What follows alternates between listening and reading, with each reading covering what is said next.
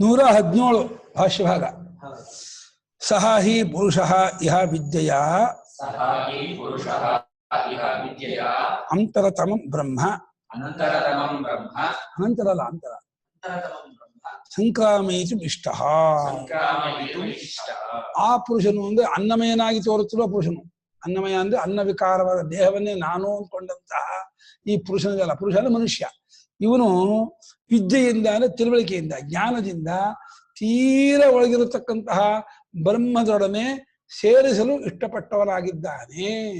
ಇವನು ಬ್ರಹ್ಮದೊಡನೆ ಸೇರಿಸಬೇಕು. ಸಂಕ್ರಾಮಯಿತು ಮುಂದೆ ಸಂಯೋಜಿಯಿತು ಮುಂದೆ ದಾಟಿಸೋದು ಅಲ್ಲ, ಕೂಡಿಸಲು ಸೇರಿಸಲು ಒಂದು ಮಾಡಲು ಇಷ್ಟಪಟ್ಟಿದ್ದಾರೆ. ಯಾರಿಂದ ಇಷ್ಟಪಟ್ಟಿದ್ದಾರೆ? ಶ್ರುತಿಯಿಂದ. ಶ್ರುತಿ ಈ ಪುರುಷನನ್ನ ತೀರ ಒಳಗಿರುವಂತಹ ಪರಮಾತ್ಮನೇ ನೀನು ಒಂದು ಮಾಡಬೇಕು, ನೀನು ಅವನಿಗಿಂತ ಬೇರೆ ಅಲ್ಲ, ನಿಂಗೆ ಗೊತ್ತಾಗ್ಬೇಕು. ಅದಕ್ಕೋಸ್ಕರವಾಗಿ ಇಲ್ಲಿಂದ ಶುರು ಮಾಡ್ಕೊಳ್ತಾ ಇದೆ. ಇದನ್ನು ಒಂದು ಅಂತ ಇಟ್ಕೊಂಡೆ. ದೇಹ 1, ಪ್ರಾಣ 2, ಮನಸ್ಸು 3, ವಿಜ್ಞಾನ 4, ಮತ್ತೆ ಭೋಕ್ತಾತ್ಮ ಆನಂದಮಯ 5 ದಾಟಿ ಬಿಟ್ರೆ ಸಿಕ್ಬಿಟ್ಟ ಪರಮಾತ್ಮ. ಎಲ್ಲ ದಾಟೋದು ತಿಳುವಳಿಕೆಯಿಂದಲೇ, ಕ್ರಿಯೆಯಿಂದ ಅಲ್ಲ, ವಿವೇಕದಿಂದ ಜ್ಞಾನದಿಂದ ದಾಟೋದಷ್ಟೇ ಹೊರತು ದಾಟಿಲ್ಲ ಅನ್ನೋದು ಅಜ್ಞಾನ. ಸೇರ್ಕೊಂಡಿದ್ದೀನಿ ಅದೇ ಬಂಧನ. ಅಜ್ಞಾನದಿಂದ ಆದ ಬಂಧನವನ್ನು ವಿವೇಕದಿಂದ ಬಿಟ್ಕೊಳ್ಳದೆ ದಾಟೋದು, ಸೇರ್ಕೊಳ್ಳೋದು. ಬೇರೆ ಏನು ಕ್ರಿಯೆ ಇಲ್ಲ ಇಲ್ಲಿ. ಅದು ಆ ಪುರುಷನು ಅಂದ್ರೆ ಅನ್ನಮಯನಾಗಿ ತೋರುತ್ತಿರುವಂತಹ ಜೀವನು ವಿದ್ಯೆಯಿಂದ ಅಂದ್ರೆ ಆತ್ಮಿಕತ್ವ ಜ್ಞಾನದಿಂದ ಅಂತರ್ತಮವಾದ ಬ್ರಹ್ಮವನ್ನ ಅಂದ್ರೆ ವ್ಯಾಪಕವಾದ ತತ್ವವನ್ನ ಸೇರಿಸಲು ಇಷ್ಟಪಟ್ಟವನಾಗಿದ್ದಾನೆ. ಕೂಡಿಸು ಅವನನ್ನು ಇವನು ಅಲ್ಲಿ ಹೋಗಿ ನಿಲ್ಲಿಸ್ಬೇಕು. ಶ್ರುತಿ ಪ್ಲಾನ್ ಮಾಡ್ತಾ ಇದೆ. ಹೇಗಾದ್ರೂ ಮಾಡಿ ಪ್ರಪಂಚಕ್ಕೆ ಬಂದಂತ ಇವನನ್ನ ನಿನ್ನ ಮೂಲ ರೂಪ ಅಲ್ಲಿದೆ, ನನ್ನ ಮನೆ ಅಲ್ಲಿದೆ, ಸುಮ್ಮನೆ ಇಲ್ಲಿಗೆ ಬಂದಿದ್ದೇನೆ, ಇದು ನನ್ನ ಮನೆ ಅಲ್ಲ, ನನ್ನ ಮನೆ ಇನ್ನೊಂದಾಗಿದೆ. ವ್ಯಾಪಕವಾದ ಅಖಂಡವಾದಂತಹ ಒಂದು ಸಚ್ಚಿದಾನಂದ ಸ್ವರೂಪವೇ ನನ್ನ ಮನೆ. ಅದನ್ನು ಮರ್ತು ಬಿಟ್ಟು ಈ ಒಂದು 60-70 kg 80 kg ದೇಹವನ್ನು ನಾನು ಅಂದ್ಕೊಂಡು ಮರ್ತು ಬಿಟ್ಟ, ಕಳ್ಸ್ಕೊಂಡ್ಬಿಟ್ಟ. ಅಜ್ಞಾನದಿಂದ ಅವನಿಗೆ ಇಲ್ಲದಂತ ಆಗ್ಬಿಟ್ಟಿದೆ ನಿಜ ಸ್ಥಾನ. ಅದಕ್ಕೆ ಸೇರಿಸ್ಬೇಕು ಅಂತ ಇಷ್ಟಪಟ್ಟವನಾಗಿದ್ದಾನೆ. ತಸ್ಯ ಚ ಬಾಹ್ಯಾಕಾರ ವಿಶೇಷೇಷು ಅನಾತ್ಮಸು ಆತ್ಮಭಾವಿತಾ ಬುದ್ಧಿ ವಿನಾ ಆಲಂಬನ ವಿಶೇಷಂ ಕಂಚಿತ್ ಸಹಸಾ ಅಂತರತಮ ಪ್ರತ್ಯಗಾತ್ಮ ವಿಷಯ ನಿರಾಲಂಬನಾ ಚ ಕರ್ತುಮಶಕ್ಯ ಇತಿ ದೃಷ್ಟ ಶರೀರಾತ್ಮ ಸಾಮಾನ್ಯ ಕಲ್ಪನೆಯ ಶಾಖಾಚಂದ್ರ ನಿದರ್ಶನವತ್ ಅಂತಃ ಪ್ರವೇಶಯನ್ನ ಆಹ ತಸ್ಯ ಇದಮೇವ ಶಿರಃ. ಅವನಿಗೆ ಇಂಥವರಿಗೆ ಬಾಹ್ಯಾಕಾರ ವಿಶೇಷ, ಹೊರಗಿನ ಆಕಾರ ವಿಶೇಷದಲ್ಲಿ ಆಸಕ್ತ ಮುಳುಗ್ಬಿಟ್ಟಿದ್ದಾನೆ. ಹೆಂಡತಿ ಮಕ್ಕಳು ಮನೆ ಮಠವೇ ತಾನು ಅಲ್ಲಿವರೆಗೂ ಬಂದ್ಬಿಟ್ಟಿದ್ದಾನೆ. ಬರೀ ದೇಹಕ್ಕೂ ನಿಂತ್ಕೊಂಡಿಲ್ಲ, ದೇಹದಿಂದ ಅಲ್ಲಿ ಹೋಗ್ಬಿಟ್ಟಿದ್ದಾನೆ. ಹೆಂಡತಿಗೆ ಏನಾದ್ರು ಆದ್ರೆ, ಮಕ್ಳಿಗೆ ಏನಾದ್ರು ಆಗ್ಬಿಟ್ರೆ ನಾನೇ ಸರ್ವಸ್ವ ಹಾಕೊಂಡೆ, ನಂಗೆ ಎಲ್ಲೂ ಹೋಯ್ತು ಅಂತ. ಮಗನಿಗೆ ಪೆಟ್ಟಾಗ್ಬಿಟ್ಟಿದೆ, ಅಯ್ಯೋ ನಂಗೆ ಆಯ್ತು, ನಮ್ಗೆ ಹೋಯ್ತು ಅಂತ. ಅದೇ ನಿಂಗೆ ರಕ್ತ ಬರ್ತಿಲ್ಲ ಕಡೆ, ಮಗನಿಗೆ ರಕ್ತ ಬರ್ತಿರೋದು, ನೀನ್ ಹೆಂಗ್ ನಂಗೆ ಅಂದ್ಕೋತೀಯ? ಸ್ವಲ್ಪ ವಿವೇಕ.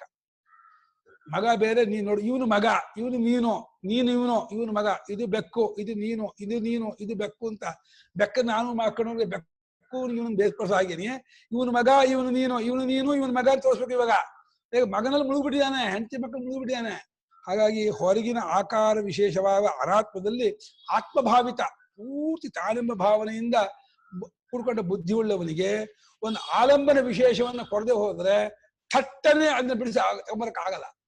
ಈ ಮೇಲಿನ ಮೆಟ್ಲ ಕಾಲ ಮೇಲೆ ಕೆಳಗಿನ ಮೆಟ್ಲನ್ನು ಬಿಡಬೇಕೆ ಹೊರತು, ಮೇಲೂ ಮೆಟ್ಲಿಲ್ಲ ಕೆಳಗಿನ ತೆಗೆದು ಬಿಟ್ಟ ಅಂದ್ರೆ ಬೀದ್ ಬಿಡ್ತಾನೆ ಅವನು.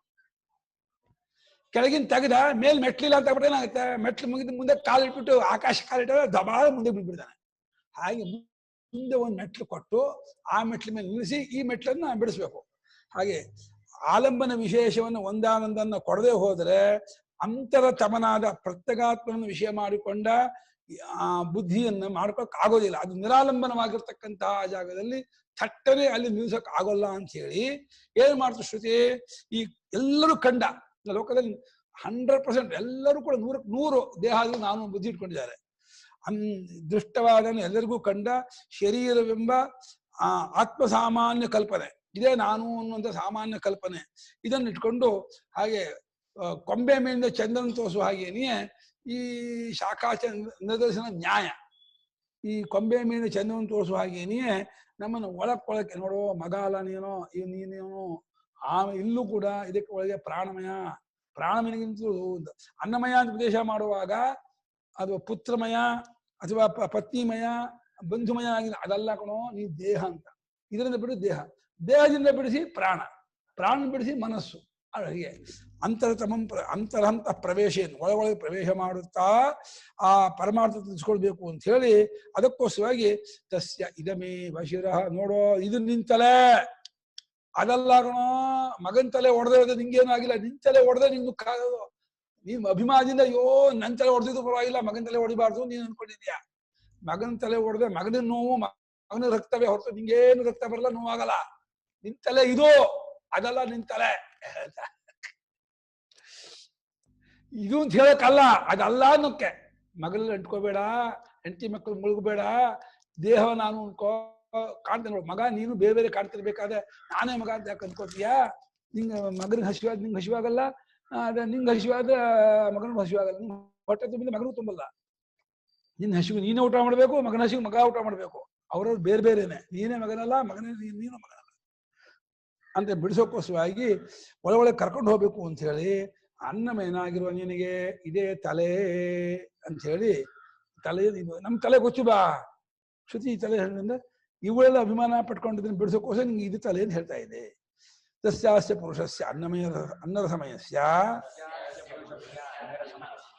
ಇದಮೇವ ಶಿರಃ ಪ್ರಸಿದ್ಧಂ. ಅನ್ನರಸಮಯನಾಗಿರುವಂತಹ ಆ ಈ ಪುರುಷನಿಗೆ ಇದೇ ತಲೆ ಅಂತ ಅಭಿನಯ ಮಾಡ್ತಾ ಇದೆ. ಇದು ಅನ್ನೋದು ಅಭಿನಯ.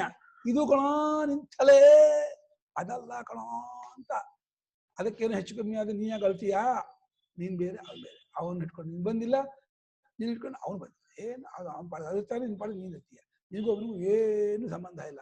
ಕಲ್ಪನೆ ಭಾವನೆ ಮಾಡಬೇಡ, ಇಟ್ಕೋಬೇಡ ಅಂಥೇಳಿ ಅಭಿಮಾನ ವ್ಯಾಮೋಹ ಬಿಡಿಸ್ತಾ ದೇಹ ಕಷ್ಟಕ್ಕೆ ಕಂಜೆಸ್ಟ್ ಮಾಡಿ ಅಲ್ಲಿಂದ ಒಳಗೆ ಕರ್ಕೊಂಡೋಗಿ ಅಂತರ್ತಮನಾದ ಆತ್ಮನ ತಿಳಿಸ್ಕೊಡ್ತಾ ಎಲ್ಲವನ್ನೂ ಬಾಧೆ ಮಾಡ್ಬಿಡತ್ತೆ. ಅನ್ನದ ಸಮಯನಾಗಿರುವಂತಹ ಈ ಪುರುಷನಿಗೆ ಇದೇ ತಲೆ.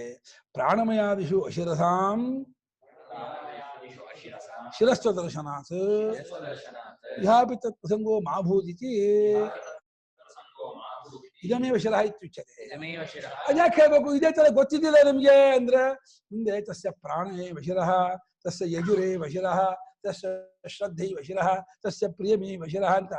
ತಸ್ಯ ಪ್ರಾಣೇ ವಶಿರಃ ಪ್ರಾಣಮೇನಿಗೆ, ತಸ್ಯ ಯಜುರೇ ವಶಿರಃ ಮನೋಮೇನಿಗೆ, ತಸ್ಯ ಶ್ರದ್ಧೈ ವಶಿರಃ ವಿಜ್ಞಾನಮೇನಿಗೆ, ತಸ್ಯ ಪ್ರಿಯಮೇ ವಶಿರಃ ಆನಂದಮೇನಿಗೆ. ಈ ರೀತಿ ಅಲ್ಲಲ್ಲಿ ಕಾಲ್ಪನಿಕವಾದಂತಹ ಅವಯವನ್ನ ಶಿರ ಅಂತ ಹೇಳಿ ಹೇಳಿದ ಹಾಗೆ ಇಲ್ಲೂ ಕೂಡ ಕಾಲ್ಪನೆ ಅಂತ ಅನ್ಕೊಂಡ್ಬಿಟ್ಟಾರು.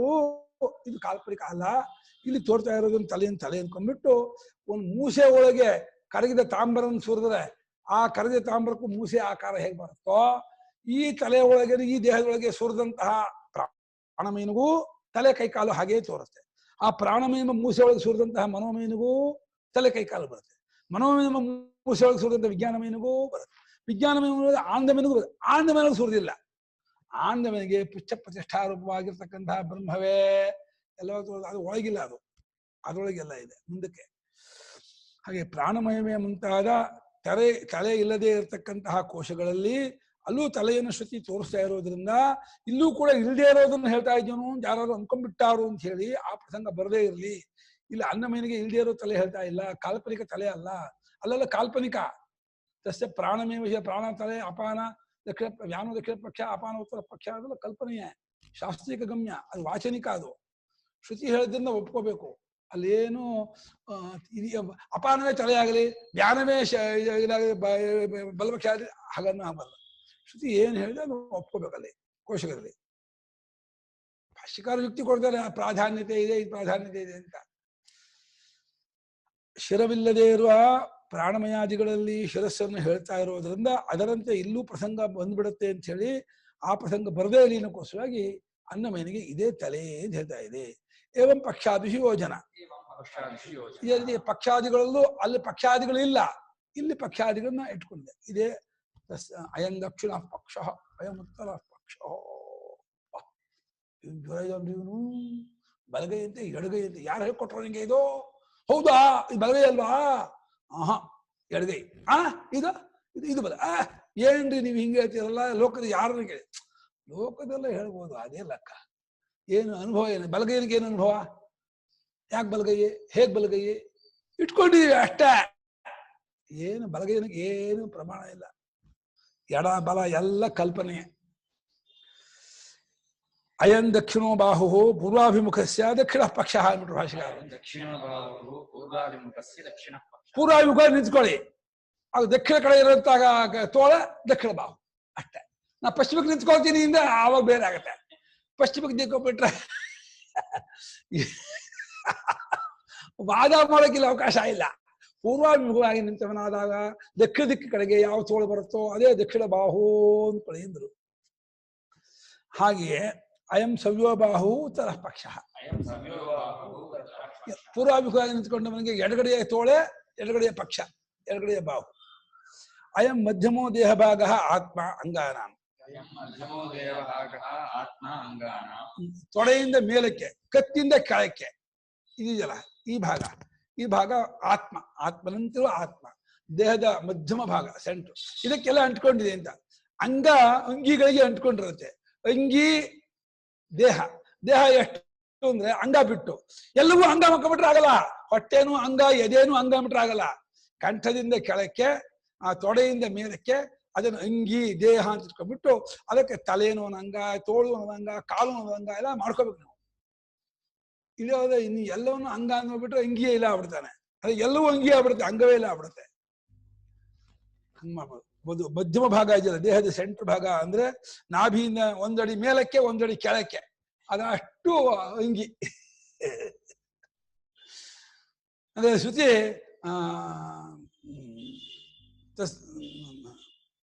ತಶ್ಚಾಂತೆ ನಾಭ್ಯಾಮು ಪರಿತಿಷ್ಠತಿ. ಶುರುವೇನೋ ಕಾಲಮಾಲ ಮುಂದಕ್ಕೆ ವಿತಶ್ಚಾಂತೆ ಮುಂದಕ್ಕಾಯ್ತು, ಮುಂದಕ್ಕೆ ಬೇಡ.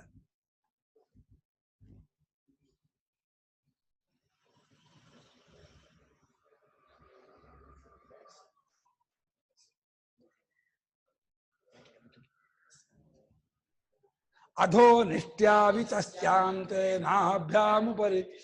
ಅಧೋ ನಿಷ್ಟ್ಯಾ ವಿತಶ್ಚಾಂತೆ. ನಿಷ್ಠಿ ಅಂದ್ರೆ ಸೊಂಟ, ಅದಕ್ಕಾಗಿರುವಂತಹ ನಾಭಿ. ಅಲ್ಲಿಂದ ವಿತಸ್ಥಿಯಿಂದ ವಿತಸ್ತ್ಯ ದ್ವಾದಶಾಂಗುಲಂ ಅಂತ, ಅಲ್ಲಿ 12 ಅಂಗುಲ.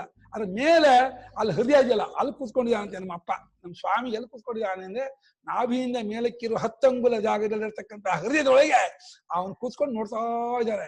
ಸ್ವಂತಾಪೈತಿ ಸ್ವಂದೇಹಂ ಆಪಾದತಲ ಮಸ್ತಕ. ಇಡೀ ಅಂಗುಷ್ಠದಿಂದ ನೆತ್ತಿಗೆ ದೇಹನೆಲ್ಲ ನೋಡಿ ಭಾಷೆ ಮಾಡ್ತಾ ಇದ್ದಾರೆ. ಎಲ್ಲೆಲ್ಲ ಏನೇನಾಗ್ತದೆ, ಹೆಂಗಾದೆ ಅಷ್ಟನ್ನು ನೋಡ್ತಾ ಇದ್ದಾನಂತೆ ನಮ್ಮ ಸ್ವಾಮಿ. ಪಾಪ ನೋಡ್ತಿದ್ದೆ, ಅವನಿಗೆ ವಿಕಾರವೂ ಇಲ್ಲ, ಅಭಿಮಾನವೂ ಇಲ್ಲ. ಅದು ನೋಡ್ತಿದ್ದಾರೆ, ಕಾಪಿಡ್ತಾ ಇದ್ದಾರೆ. ಏನ್ ರೂಪ.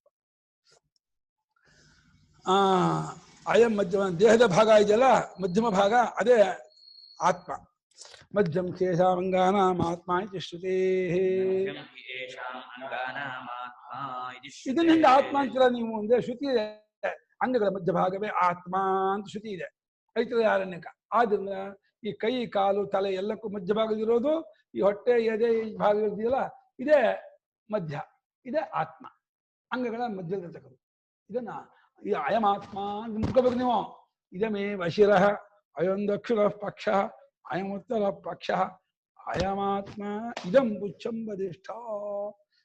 2 ಕಾಲ ಪುಚ್ಛ, ಅದ ಮೇಲೆ ನಿಂತ್ಕೊಂಡಿರೋದು.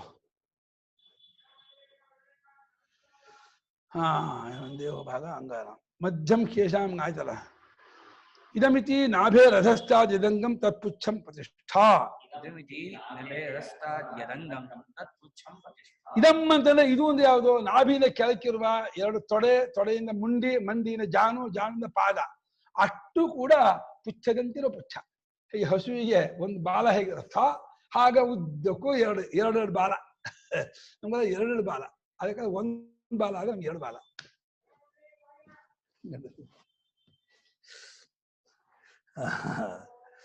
ಪುಚ್ಛಂ ಪ್ರತಿಷ್ಠ. ಅಧೋಲಂಬನ ಸಾಮಾನ್ಯ ಬಿಟ್ಬಿಟ್ನಾ. ಇದಮಿತಿ ನಾಭೇರದಸ್ತಾದಿದಂಗಂ ಆಯ್ತಲ್ಲ. ಪ್ರತಿಷ್ಠತಿ ಅನುಯಾಯಿತಿ ಪ್ರತಿಷ್ಠಾ. ಪುಚ್ಛಮಿವ ಪುಚ್ಛಂ. ಇದರಿಂದ ನೆಲೆ ನಿಂತಿದ್ದಾನೆ. ಇದ ಮೇಲೆ ನಿಂತ್ಕೊಳ್ಳೋದು ಮನುಷ್ಯ. ಯಾವುದ ಮೇಲೆ ನಿಂತ್ಕೊಳ್ತಾನೋ ಆ ಕಾಲಿಗೆ ಪುಚ್ಛ, ಪ್ರತಿಷ್ಠಾ, ಆಧಾರ, ಆಶ್ರಯ, ನೆಲೆ ಅಂತ ಹೇಳ್ತಾರೆ. ಹಾಗೆ ಪುಚ್ಛದಂತಿರೋ ಪುಚ್ಛ. ಹೇಗೆ ಪುಚ್ಛ ಉದ್ದಕ್ಕಿದೆಯೋ ಆ ಕಾಲು ಉದ್ದಕ್ಕಿದೆ. ಉದ್ದಕ್ಕೆ 2 ಕಾಲು ಬಂದಿದೆ. ಉದ್ದಕ್ಕೆ ಚಾಚ್ಕೊಂಡಿದೆ. ಗೋವಿಂದ ಭಗವತ್ಪಾದರು ಕಾಲು ಚಾಚ್ಕೊಂಡಿದ್ರು ಗುಹೆಯಿಂದ ಹೊರಕ್ಕೆ. ಶಂಕರಾಚಾರ್ಯರು ಚೋಟಗಳ ಗುಹೆ ಒಳಗೆ ಕಾಲನ್ನು ನೋಡಿದ್ರು ಅಂತ ಹೇಳಿ ಓದಿದ್ರಲ್ಲ ಮೊನ್ನೆ ಶಂಕರ ವಿಜಯ. ಪುಚ್ಛವನ್ನು ಬಾ ಏನ್ ಪುಚ್ಛವ. ಇದರಿಂದ ನೆಲೆ ನಿಲ್ಲುತ್ತಾನೆ, ಪ್ರತಿಷ್ಠೆ ಹೊಂದುತ್ತಾನೆ. ಅಂದ್ರೆ ಪುಚ್ಛದಂತಿರೋ ಪುಚ್ಛ. ಅಧೋಲಂಬನ ಸಾಮಾನ್ಯ. ಕೆಳಗಡೆಗೆ ಜೋತ್ ಬಿದ್ಕೊಂಡಿದೆ ಅಂತ ನಿಂತ್ಕೊಂಡ್ರೆ ಕೆಳಗಡೆ ಜೋತ್ ಬಿದ್ಕೊಂಡಿದೆ 2 ಕಾಲು. ಹೇಗೆ ಹಸುವಿನ ಪುಚ್ಛ ಜೋತ್ ಬಿದ್ಕೊಂಡಿದೆಯೋ ಹಾಗೆ ನಮ್ಮ 2 ಕಾಲು ಜೋತ್ ಬಿದ್ಕೊಂಡಿದೆಯಾ. ಆದ್ದರಿಂದ ಪುಚ್ಛದಂತೆ ಪುಚ್ಛ. ಯಥಾ ಗೋಃ ಪುಚ್ಛಂ. ಹೇಗೆ ಹಸುವಿನ ಬಾಲ ಜೋತ್ಕೊಂಡು ಬಿದ್ದಿದೆಯೋ ಹಾಗೆ 2 ಕಾಲು ಜೋತ್ ಬಿದ್ದಿದೆಯಂತೆ ಕೆಳಕ್ಕೆ. ನೀವು ಕುರ್ಚಿ ಮೇಲೆ ಇದ್ಮೇಲೆ ಕೂತ್ಕೊಂಡಾಗ 2 ಕಾಲು ಜೋತ್ ಬಿದ್ದಿರುತ್ತಲ್ಲ. ಈಗ ಕಾಲು ಎಟ್ಕದೇ ಇರೋ ಕುರ್ಚಿ ಆಗ್ಬಿಟ್ರೆ, ಹೈಟ್ ಇರೋ ಕುರ್ಚಿ ಆಗ್ಬಿಟ್ರೆ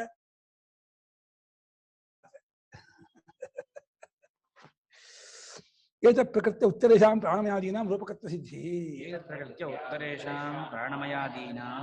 ಇದನ್ನು ಇಟ್ಕೊಂಡು ಪ್ರಕೃತಿಯನ್ನು ಇದನ್ನ ಒಂದು ಅಂತ ಇಟ್ಕೊಂಡು ಇದನ್ನ ಒಂದು ಇದಾಗಿ ಆಧಾರ ಇಟ್ಕೊಂಡು ಮುಂದಿನ ಪ್ರಾಣಮಯಾದಿಗಳಿಗೆಲ್ಲ ಶಿರ ಪಕ್ಷ ಪುಚ್ಛಾದಿಗಳನ್ನೆಲ್ಲ ರೂಪಕ ಸಿದ್ಧಿ ಮಾಡ್ತಾರೆ.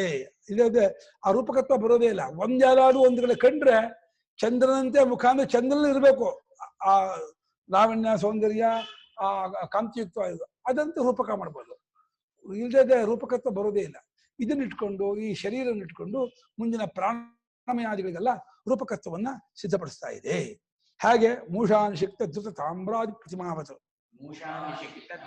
ತಾಮ್ರ ಪ್ರತಿಮಾ. ಮೂಸೆ. ಮೂಸೆ ಅಂದ್ರೆ ಅಚ್ಚು. ಅಚ್ಚುಗೆ ಏನ್ ಹೇಳ್ತೀರಿ ನೀವು ಇಂಗ್ಲೀಷಲ್ಲಿ? ಅಚ್ಚಿಗೆ ಏನ್ ಹೇಳ್ತೀರಿ? Die die die. ಹೌದು, ಡೈ. ಇನ್ನೊಂದು ಡೈ ಇದೆ, ಇದೊಂದು ಇದು ಮಾಡೋದು. ಸೀರೆ ಡೈ ಹಾಕಿ ಅದು ಬೇರೆ. ಇದು ನಲ್ಲಿಲು ಪಂಬೆಲ್ ಡೈ ಇಟ್ಕೊಂಡಿದ್ದಾರೆ ಥ್ರೆಡ್ ಮಾಡೋದಕ್ಕೆ. ಥ್ರೆಡ್ ಮಾಡ್ಕೊಂಡು ಡೈ. ರವೀಂದ್ರನ್ ಕೇಳಿ ಹೇಳ್ತಾರೆ ಡೈ ಏನು ಅಂತ. ಅದರೊಳಗೆ ಆ ಆಕಾರವನ್ನುಳ್ಳಂತಹ ಒಂದು ಇದು ಅಚ್ಚಿನೊಳಗೆ ಕರಗಿದ ತಾಮ್ರವನ್ನು, ಹಿತ್ತಾಳೆಯನ್ನು, ಬೆಳ್ಳಿಯನ್ನು, ಬಂಗಾರ ಹಾಕಿದ್ರೆ ಅದಕ್ಕೂ ಅದೇ ಆಕಾರ ಬರುತ್ತೆ. ನೀನು ಗಟ್ಟಿ ತಾಮ್ರ ಇಟ್ಕೊಂಡು ನಾವು ಗಣಪತಿ ಕೆತ್ತಲ್ಲ. ಗಣಪತಿನ ಹೇಗ್ ಮಾಡ್ತಾರೆ? ತಾಮ್ರವನ್ನು ಕರಗಿಸಿಬಿಟ್ಟು ಗಣಪತಿ ಮೂಸೆ ಒಳಗೆ ಸುರಿದು ಬಿಡ್ತಾರೆ. ಡೈ ಡಿ ಐ ಎಲ್ಲ ಅದೇ, ಸ್ಪೆಲ್ಲಿಂಗ್ ಒಂದೇ. ಡಿ ಐ ವೈ ಅಲ್ಲಿ ಬೇರೆ ಇದೆ. ಸಾಯೋದು ಆ ವೈ, ಅದು ಸಾಯೋದು. ಏನ ಆ ವೈ ಅದು ಡಿ ವೈ. ಈ ಡಿ ಐ ಎರಡು ಸಮಾನ. ಸಾಯೋದ ವರ್ಬಗೊಂದರ್ಸ ನವನಿಗೊಂದರ್ಸ. ಹೆಂಗೆ ಸಂಸ್ಕೃತದಲ್ಲಿ ಈಗ ಬಂದ ಅರ್ಥ ಆಗಲ್ಲ ಅಂದ್ರೆ ಇಂಗ್ಲೀಷ್ ಮಾತ್ರ ಒಪ್ಕೊಂಡ್ಬಿಟ್ಟಿದ್ದಾರೆ. ಅದೇನು ಸಂಸ್ಕೃತಿಗೆ ಬಂದ್ಬಿಟ್ಟು ಅದಂಗೆ ಒಂದಕ್ಕೆ 2 ಅರ್ಥ ಆಗತ್ತೆ ಅಂತ ಪ್ರಶ್ನೆ ಮಾಡ್ತಾರೆ. ಇನ್ನು ಡೈ ಹೊಡೆದು ಒಂದು ಬರೀದಿಲ್ಲ. ಡೈ ಅಲ್ಲ, ಡೈ ನೀರು ಡೈವಾ. ಓ ಬಿಟ್ಬಿಟ್ಟಿದೆ. ಡೈ ಹೊಡೆದು ಡೈ ಓದು. ಹಾ, ಡೈವು ಅದು ಡೈ ಮಾಡ್ಬಿಟ್ಟಿದ್ದಾರೆ. ಡೈವು ಅನ್ಬೇಕು. ಅದು ಲೋಪ ಆಗಿದೆ. ಉತ್ತಮ ಲೋಪಿ ಸಮಾಸ, ಮಧ್ಯಮ ಲೋಪಿ ಸಮಾಸ, ಉತ್ತಮ ಲೋಪಿ ಸಮಾಸ. ಓಂ ಅನ್ನಾದ್ವೈ ಪ್ರಜಾ ಪ್ರಜಾಯಂತೆ.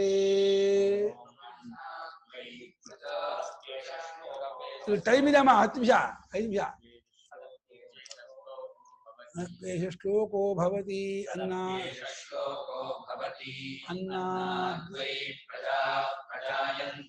ಬಿಟ್ಬಿಟ್ರ. ಟೈಮ್ ಇದೆ, ನೋಡಿಲ್ಲ.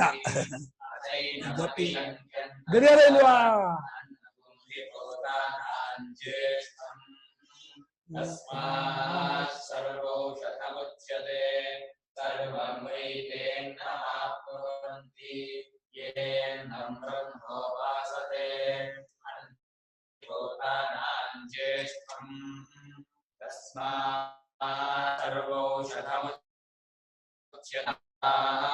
ಭೂತಾನಿ ಜಾಯಂತೆ ಜಾತಾನ್ಯನ್ನೇನ ವರ್ಧಂತೆ अद्यतेति च भूतानि तस्मादन्नं तदुच्यत इति अन्नात् वै तदपि बेಡ तदपि एषः ಶ್ಲೋಕः तद् अपि एषः श्लोकः भवति अन्नात् वै प्रजाः प्रजायन्ते याः काः च पृथिवीं श्रिताः अथो इति अथो अथो अन्नेन एव जीवन्ति अथ येन तु अथ येन तु अपि अपियन्ति अपीयन्ति अन्ततः अन्ततः अन्नं हि भूतानां ज्येष्ठं ज्येष्ठम् आಯ್ತು तस्मात् सर्वौषधं सर्वं वै ते अन्नम् आप्नुवन्ति ये अन्नं हि तस्मात् सर्वौषधम् उच्यते अन्नात् भूतानि जायन्ते जातानि अन्नेन अद्यते अत्ति च भूतानि तस्मात् तदप्येषः तस्मिನ್ನर्थे एष ಶ್ಲೋಕಃ ಅಂತ ಅನ್ನದ ವಿಷಯಕ್ಕೆ ಅನ್ನ ಸಮಯ ಆ ವಿಷಯಕ್ಕೆ ಈ ಶ್ಲೋಕ ಅನ್ನೋ ಮಂತ್ರವು ಬಂದಿರುತ್ತದೆ ಅಂತ ಅರ್ಥ. ಏನ್ ಮಂತ್ರ? ಅನ್ನಾದ್ವೈ ಅನ್ನದಿಂದಲೇ ಅಲ್ಲವೇ, ವೈ ಅದು ಪ್ರಸಿದ್ಧಾರ್ಥ ಅಲ್ಲವೇ ಅಂತ. ಅನ್ನದಿಂದಲೇ ಅಲ್ಲವೇ ಪ್ರಜೆಗಳೆಲ್ಲ ಹುಟ್ಟಾ ಇದ್ದಾರೆ. ಅನ್ನವೇ ಸಪ್ತಧಾತುವಾಗಿ ರೇತೋರೂಪವಾಗಿ ಪರಿಣಾಮವಾಗಿ ತಾಯಿ ಗರ್ಭಾಶಯಕ್ಕೆ ಹೋದಾಗ ಪ್ರಜಾರೂಪವಾಗಿ ಹೊರಗೆ ಬರುತ್ತೆ. ಯಾಕಾಷ್ಟ ಬರೀ ಮನುಷ್ಯ ಮಾತ್ರ ಅಲ್ಲ, ಎಲ್ಲಾ ಮನುಷ್ಯನ ಸೃಷ್ಟಿಯಲ್ಲೂ ಇದು ಸಮಾನ ಅಂತ. ಇದು ಬಿಟ್ಬಿಟ್ರೆ ಉದ್ಬೀಜ ಸ್ಥಾವರ ಬಿಟ್ಬಿಟ್ರೆ ಕ್ರಿಮಿಕೀಟ ಪಶುಪಕ್ಷಿ ಎಲ್ಲರೂ ಇದೇ ಪ್ರೊಸೀಜರ್. ಈ ರೀತಿಯಾಗಿ ಎಲ್ಲರೂ ಯಾಕಾಶ ಪೃಥಿವೀಂಶಿತ ಪೃಥಿವ್ಯಾಂಶಿತ ಪೃಥಿವಿಯಲ್ಲಿ ಇರ್ತಕ್ಕಂತಹ ಎಲ್ಲಾ ಪ್ರಾಣಿಗಳು ಹೀಗೆ ಹೋಗ್ತಾ ಇದ್ದಾರೆ. ಅಥವಾ ಅಷ್ಟೇ ಅಲ್ಲ, ಅನ್ನೇನ ಏವ ಜೀವಂತಿ, ಬದುಕಿನ ಕಾಲದಲ್ಲೂ ಅನ್ನದಿಂದಲೇ ಬದುಕೊಂಡಿರ್ತಾರೆ. ಅನ್ನ ಇದ್ದವರೇ ಸತ್ತೋಗ್ಬಿಡ್ತಾರೆ. ಅಥಾನ ಅಷ್ಟೇ ಅಲ್ಲ, ಅಲ್ಲದೆ ಏನತನಿಗೆ ಅನ್ನವನ್ನು ಕುರಿತೆ ಅಂತತಃ ಅಪಿಯಂತಿ, ಕೊನೆಯಲ್ಲಿ ಒಂದಾಗ್ತಾರೆ, ಎಲ್ಲ ಮಣ್ಣು ಹಾಕ್ಬಿಡ್ತಾರೆ, ಪಂಚಭೂತ ಸೇರೋಗ್ಬಿಡ್ತಾರೆ. ಇಲ್ಲಿ ಅನ್ನ ಅಂದ್ರೆ ಪಂಚಭೂತವನ್ನು ಸೇರಿಸ್ಕೊಂಡು ತಗೋಬೇಕು. ಪಂಚಭೂತ ವಿಕಾರ ದೇಹವಾದ್ರಿಂದ ಪಂಚಭೂತದಿಂದಲೇ ಬಂದು ಪಂಚಭೂತದಲ್ಲೇ ಇದ್ದು ಪಂಚಭೂತದಲ್ಲೇ ಲಯವಾಗ್ತಾರೆ ಅಂತ. ಅದನ್ನ ಭೂತಾನ ಮಧ್ಯೆ ಅನ್ನಂ ಶ್ರೇಷ್ಠಂ ಜ್ಯೇಷ್ಠಂ. ಭೂತಗಳ ಪೈಕಿ ಮೊದಲು ಇದ್ದದ್ದು ಯಾವುದೋ ಅನ್ನ. ಮಗು ಬರೋಕ್ ಮುಂಚೆ ತಾಯಿಯಲ್ಲಿ ಹಾಲು ಬಂದ್ಬಿಡುತ್ತೆ. ಅನ್ನ ಮುಂಚೆ ಹುಟ್ಟೋದು, ಆಮೇಲೆ ಮಗು ಬರುತ್ತೆ. ಆದ್ರಿಂದ ಅನ್ನ ಜ್ಯೇಷ್ಠ. ಮಗು ಬರೋ ಅನ್ನ ಸಿದ್ಧವಾಗಿದೆ. ಅನ್ನ ಹುಟ್ಟಿದ ಮೇಲೆ ನಾನು ಮಗು, ಅವ್ನಿಗೆ ಅನ್ನ ಇಲ್ಲ ಅಂದ್ರೆ ಮಗು ಸೃಷ್ಟಿ ಆಗೋಲ್ಲ. ಆ ಮಗುಗೆ ಅನ್ನ ಇದ್ದೇನ ಏನೇ ಆಗಲಿ ಒಟ್ಟು ಅದು ರೆಡಿಯಾಗಿಯೇ ಬರೋದು. ಅದು ಅನ್ನ ಸಿದ್ಧವಾಗಿಯೇ, ಅನ್ನ ಇಲ್ಲೇನೆ ಸೃಷ್ಟಿ ಆಗೋದೇ ಇಲ್ಲ. ಮುಂಚೆ ಅನ್ನ ಜ್ಯೇಷ್ಠ ತಸ್ಮಾತ್ ಸರ್ವೌಷಧ. ಆದ್ರಿಂದ ಎಲ್ಲರಿಗೂ ಔಷಧ ಅಂದ್ರೆ ಕೃಷಿನಿಂದಾಗಿರ್ತಕ್ಕಂಥ ಧಗೆಯನ್ನ, ಒಂದು ಉರಿಯನ್ನ ಕುಡ್ದಾಕತ್ತೆ ಯಾವುದು ಅನ್ನ. ಅದು ಅಬ್ಸರ್ವ್ ಮಾಡುತ್ತೆ ಹೇಳ್ಕೊಂಡ್ಬಿಡುತ್ತೆ. ಹೇಗೆ ಬ್ಲಾಟಿಂಗ್ ಪೇಪರ್ ನೀರನ್ನು ಎಳೆಯುತ್ತೋ ಹಾಗೆ ನಾವು ಒಳ್ಳೆ ಊಟ ಮಾಡಿಬಿಟ್ರೆ ಬಹಳ ಹಸಿವಾಗಿ, ನೆನ್ನೆ ಅಂತೂ ಬೆಳಗ್ಗೆ ತಿಂಡಿ ಆಗಿರ್ಲಿಲ್ಲ, ಇನ್ನು 10 ನಿಮಿಷ ಕಾಯ್ಬೇಕು ಅಂದ್ರು, 10 ನಿಮಿಷ ಆಗಲೇ ಇಲ್ಲ, 1/4 ಗಂಟೆಗೂ ಕಳಿಲ್ಲ, ಅರ್ಧ ಗಂಟೆ ಮಾಡ್ಬಿಟ್ರು. ಏನೋ ಅಂದೆ, ಆಯ್ತು ಅದನ್ನು ಕರೆದು ಊಟ ಒಂದೊಂದು ತುತ್ತಿಗೂ ಘಾಸೆ ತುಷ್ಟಿ ಪುಷ್ಟಿ ಕ್ಷುಧ ಪಾಯೋನು ಘಾಸ. ತುತ್ತಿಗೂ ಶಕ್ತಿ ಪುಷ್ಟಿ ಬಂದ್ಬಿಡ. ಖುಷಿ ಆಯ್ತು. ಸರ್ವಂ ವೈತೆ ಅನ್ನಮಾಪ್ರ. ಅವರು ಆ ಅನ್ನ ಬ್ರಹ್ಮೋಪಾಸಕರು ಎಲ್ಲಾ ಕಡೆಗೂ ಅನ್ನವನ್ನು ಪಡ್ಕೊಳ್ತಾರಂತೆ. ಎಲ್ಲಾ ಅನ್ನವನ್ನು ಪಡ್ಕೊಳ್ತಾರೆ. ಎಲ್ಲ ಎರಡರ್ಥ. ಎಲ್ಲೆಲ್ಲಿ ಹೋದ್ರು ಅನ್ನ ಪಡ್ಕೊಳ್ತಾರೆ. ಮತ್ತೆ ಎಲ್ಲಾ ತರಹ